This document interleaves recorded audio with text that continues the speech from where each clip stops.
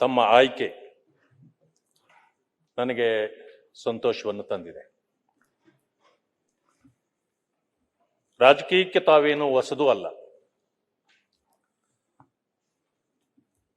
ಅಥವಾ ನಿಮ್ಮ ಪರಿಚಯ ಹೊಸದು ಅಲ್ಲ. ಸುಮಾರು 4 ದಶಕಗಳ ಕಾಲ ಜೊತೆಯಲ್ಲಿ ಕೆಲಸ ಮಾಡಿದ್ದೇವೆ. ಅನೇಕ ಹೋರಾಟಗಳಿರ್ಬೋದು, ಜನಸಾಮಾನ್ಯರ ಕೆಲಸಗಳಲ್ಲಿ ಭಾಗಿಯಾಗ್ತಕ್ಕಂಥ ಕೆಲಸಗಳನ್ನ ನಿಮ್ಮೊಟ್ಟಿಗೆ ಮಾಡಿದೆ.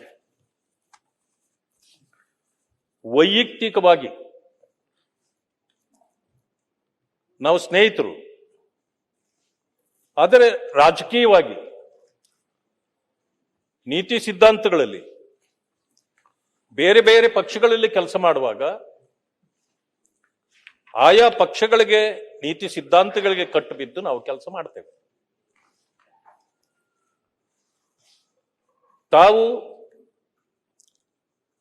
ವಿದ್ಯಾರ್ಥಿ ಜೀವನದಿಂದ ಹಿಡಿದು ಇಲ್ಲಿಯವರೆಗೆ ಅನೇಕ ಹುದ್ದೆಗಳನ್ನು ಅಲಂಕರಿಸಿದ್ದೀರಿ, ಜನಸಾಮಾನ್ಯರ ಜೊತೆಯಲ್ಲಿ ಬೆರೆತಿದ್ದೀರಿ, ಯುವ ಸಮೂಹದಿಂದ ಅವರೆಲ್ಲರ ಜೊತೆಯಲ್ಲಿ ತಾವು ಬೆರೆತಿದ್ದೀರಿ, ಸಮಾಜಮುಖಿಯಾಗಿ ಕೆಲಸ ಮಾಡಿದ್ದೀರಿ. ಈ ಎಲ್ಲ ಕಾರಣಗಳಿಂದ ಒಬ್ಬ ಸ್ನೇಹಿತನೂ ಆಗಿ ತಮಗೆ ಇವತ್ತು ದೊರೆತಿರ್ತಕ್ಕಂಥ ಈ ಒಂದು ಘನ ಹುದ್ದೆ ಮತ್ತು ಮೇಲ್ಮನೆಯಲ್ಲಿ ಇದು ಚಿಂತಕರ ಚಾವಡಿ ಅಂತಕ್ಕಂಥ ಸ್ಥಳದಲ್ಲಿ ತಾವು ಜಾತ್ಯತೀತ ಮಾತ್ರವಲ್ಲ, ಪಕ್ಷಾತೀತವಾಗಿ ತಾವು ಇಲ್ಲಿ ಕೆಲಸ ಮಾಡಬೇಕಾಗತ್ತೆ. ಆ ಕಾರಣದಿಂದ ತಮ್ಮನ್ನ ಇಡೀ ಸದನ ಇವತ್ತು ಗೌರವಿಸತಕ್ಕಂಥ ಕೆಲಸವನ್ನು ನಾವು ಕೂಡ ಮಾಡಬೇಕಾಗಿದೆ. ಅಷ್ಟೇ ಗೌರವದಿಂದ ತಾವು ಕೂಡ ಎಲ್ಲರಿಗೂ ನ್ಯಾಯ ಕೊಡಿಸುವ ಕೆಲಸವನ್ನ ತಾವು ಕೂಡ ಮಾಡಬೇಕಾಗಿದೆ. ಇಂತಹ ಹುದ್ದೆಗೆ ಇವತ್ತು ತಾವು ನೇಮಕವಾಗಿರೋದ್ರಿಂದ ನಾನು ತಮಗೆ ಅಭಿನಂದನೆಗಳನ್ನು ಸಲ್ಲಿಸ್ತೇನೆ. ಆದರೆ ಒಂದು ವಿಷಯ ಸದನದಲ್ಲಿ ನಾನು ಮಂಡಿಸಬೇಕು. ತಮ್ಮ ಹೆಸರು ಪ್ರಸ್ತಾಪ ಆದಾಗ ಒಂದು ಪಕ್ಷದ ಲೆಟರ್ನಲ್ಲಿ ಬರಬಾರ್ದಾಗಿತ್ತು. ಇದು ಯಾವತ್ತೂ ಬರುವಂತ ಇದು ಪದ್ಧತಿ ಇರಲಿಲ್ಲ. ಆದ್ರೂ ಕೂಡ ಪಕ್ಷದ ಕಡೆಯಿಂದ ನಾನೊಂದು ಮಾತು ಕೇಳಿದೆ. ಅದು ಪಕ್ಷದ ಒಳಗಡೆಯ ಸರ್ಕ್ಯುಲೇಷನ್ಗೆ ಅನ್ನೋ ಮಾತನ್ನು ನಾನು ಕೇಳಿದೆ. ಆದ್ರೆ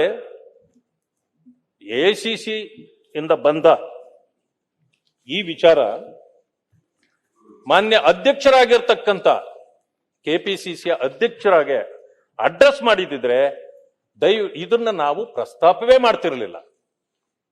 ಯಾಕೆ ಅಂತಂದ್ರೆ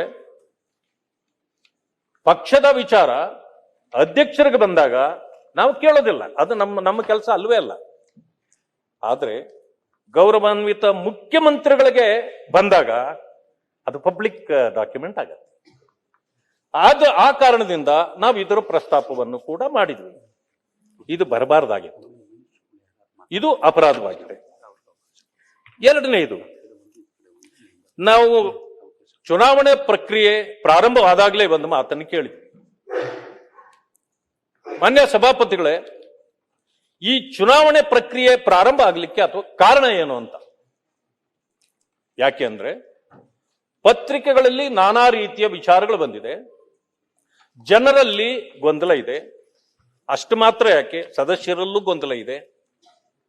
ಇದಕ್ಕೆ ತಾವು ಪೀಠದಿಂದ ಉತ್ತರ ಕೊಡಬೇಕು ಅಂತ ನಾನು ಕೇಳ್ತೀನಿ. ಚುನಾವಣೆ ಪ್ರಕ್ರಿಯೆ ಆದ್ರಿಂದ ಈಗ ಅದರ ಬಗ್ಗೆ ಪ್ರಸ್ತಾಪ ಇಲ್ಲ ಅಂತ ಆಯ್ತು, ಚಿಂತೆ ಇಲ್ಲ. ಆದರೂ ಕೂಡ ನಾನು ತಮ್ಮ ಪೀಠಕ್ಕೆ ಒಂದು ಪ್ರಶ್ನೆಯನ್ನು ಕೇಳಲೇಬೇಕು. ಯಾಕೆ ಅಂತಂದ್ರೆ ಮಾನ್ಯ ಹೊರಟ್ಟಿಯವರು ಸಭಾಪತಿಗಳಾಗಿ ಇದ್ರು. 14ನೇ ತಾರೀಕು ಇವತ್ತು ನಾನು ಸದನಕ್ಕೆ ನನ್ನ ಕೃತಜ್ಞತೆಗಳನ್ನು ತಿಳಿಸಿ ನನ್ನ ರಾಜೀನಾಮೆ ಕೊಡ್ತೇನೆ ಅಂತ ಹೇಳಿ ಹೇಳಿಕೆ ಕೊಟ್ಟಿದ್ದೇನೆ ಅಂತೇಳಿ ಅವ್ರು ಹೇಳಿದ್ರು. ಅದು ಒಪ್ಪಿಗೆ ಆಗಿತ್ತು ಅಂತಕ್ಕಂಥದ್ದು ನನಗೆ ಗೊತ್ತಿರತಕ್ಕಂಥ ವಿಷಯ. ತದನಂತರ ತಕ್ಷಣ 7ನೇ ತಾರೀಕು ನನ್ನ ಕಚೇರಿಗೆ ಸುಮಾರು 30 ಜನರು ಬಂದ್ರು. ಅದರಲ್ಲಿ ಮಾನ್ಯ ಮುಖ್ಯಮಂತ್ರಿಗಳು ಇದ್ರು, ಮಾನ್ಯ ಕೆಪಿಸಿಸಿ ಅಧ್ಯಕ್ಷರಿದ್ರು, ಅದು ಅನೇಕ ಸದಸ್ಯರಿದ್ರು. ಅಲ್ಲಿ ನನ್ನ ಒತ್ತಾಯಪೂರ್ವಕವಾಗಿ ಲೆಟರ್ ಅನ್ನು ತರಿಸಿದ್ರು, ಅಲ್ಲೇ ಟೈಪ್ ಮಾಡಿಸಿದ್ರು, ಸಹಿ ಮಾಡಲೇಬೇಕು, ಒತ್ತಡ ಇದೆ ಅಂತೇಳಿ ನನಗೆ ಒತ್ತಾಯ ಮಾಡಿದ್ರು. ಆ ಕಾರಣದಿಂದ ನಾನು ಒತ್ತಡದಿಂದ ರಾಜೀನಾಮೆ ಕೊಟ್ಟಿದ್ದೇನೆ, ಇದು ನಾನು ಸ್ವಇಚ್ಛೆಯಿಂದ ಕೊಟ್ಟಿಲ್ಲ, ಇದು ಕೂಡ ಪತ್ರಿಕೆಗಳಲ್ಲಿ ಬಂದಿದ್ದನ್ನು ನಾನು ಗಮನಿಸಿದೆ. ಆ ಕಾರಣದಿಂದ ಇದಕ್ಕೆ ತೆರೆ ಎಳೆಯಬೇಕಾದ್ದು ಈ ಸದನದ ಕರ್ತವ್ಯ. ಸಭಾಪತಿಗಳ ಪೀಠದಿಂದ ತಾವು ಇದಕ್ಕೆ ಉತ್ತರ ಕೊಡಬೇಕು. ಒಂದು ಸಮಯ ಅದು ಆ ರೀತಿ ಏನೋ ಆಗಿಲ್ಲ ಅನ್ನೋದೇ ಆದ್ರೆ ಹೇಳಿಕೆ ಕೊಟ್ಟವರು ಮಾನ್ಯ ಹೊರಟ್ಟಿಯವರು, ಮಾಜಿ ಸಭಾಪತಿ, ಅವರಿಂದ ಆದ್ರೂ ಹೇಳಿಸ್ಬೇಕು ತಾವು. ಇಲ್ಲ ಅಂತಂದ್ರೆ ರಾಜ್ಯಕ್ಕೆ ಒಂದು ತಪ್ಪು ಸಂದೇಶ ಹೋಗುತ್ತೆ. ಯಾಕೆಂತಂದ್ರೆ ಇವತ್ತು ಸರ್ಕಾರ ಯಾವುದೇ ಇರಲಿ, ಸದನ ಸಭಾಪತಿಗಳ ಸ್ಥಾನ ಯಾವುದೇ ಪಕ್ಷದ್ದಲ್ಲ, ಪಕ್ಷಾತೀತವಾದದ್ದು. ಆ ಕಾರಣದಿಂದ ಇಂದಿನಿಂದಲೂ ಕೂಡ ಪದ್ಧತಿಗಳಿದೆ. ಈಗ ಯಾರಿಗೆ ಹೆಚ್ಚು ಸಂಖ್ಯೆ ಇದೆ ಅವರಾಗೋದ್ರಲ್ಲಿ ಏನೂ ತಪ್ಪಿಲ್ಲ, ನಾವು ಅದನ್ನು ವಿರೋಧಿಸೋದಿಲ್ಲ. ಆದರೆ ಪದ್ಧತಿಗಳು ಹೇಗೆ ನಡ್ಕೊಂಡು ಬಂದಿದೆ, ಬೇರೆ ಬೇರೆ ಸರ್ಕಾರಗಳು ಇರತಕ್ಕಂಥ ಸಂದರ್ಭದಲ್ಲೂ ಕೂಡ ಕಾಂಗ್ರೆಸ್ ಸರ್ಕಾರ ಇದ್ರೆ ವಿರೋಧ ಪಕ್ಷದಲ್ಲಿದ್ದವರು ಕೂಡ ಸಭಾಪತಿಗಳಾಗಿ ಮುಂದುವರೆದಿರತಕ್ಕಂಥದ್ದು ಇದೆ. ಅಥವಾ ಅವರ ಅವಧಿ ಮುಗಿದ ಮೇಲೆ ಯಾರಿಗೆ ಸಂಖ್ಯೆ ಹೆಚ್ಚಿರ್ತದೆ ಅವರು ಆಯ್ಕೆ ಆಗಿರ್ತಕ್ಕಂಥದ್ದು, ಇದು ಪದ್ಧತಿಗಳು ನಡ್ಕೊಂಡು ಬಂದಿರತಕ್ಕಂಥದ್ದೇ. ಎಷ್ಟೋ ಬಾರಿ ಕಾಂಗ್ರೆಸ್ ಸರ್ಕಾರ ಇರೋದಿಲ್ಲ, ಆದ್ರೆ ಸಭಾಪತಿಗಳು ಮುಂದುವರೆದಿದ್ದಾರೆ ವಿರೋಧ ಪಕ್ಷಗಳು ಇದ್ದಾಗಲೂ ಕೂಡ. ಇಂಥ ಪದ್ಧತಿಗಳಿದ್ದಾಗ ಇದನ್ನ ನಾವು ಇವತ್ತು ನಿಮ್ಮ ಸ್ಥಾನವನ್ನ ನಾವು ನಿಮ್ಮನ್ನು ಆಯ್ಕೆ ಮಾಡುವಾಗ ವಿರೋಧವೇ ಇರಬಾರದು. ಯಾಕಂತಂದ್ರೆ ಅದು ಪಕ್ಷಾತೀತವಾದ ಒಂದು ಆಯ್ಕೆ ಆಗಿರ್ಬೇಕಾಗಿತ್ತು.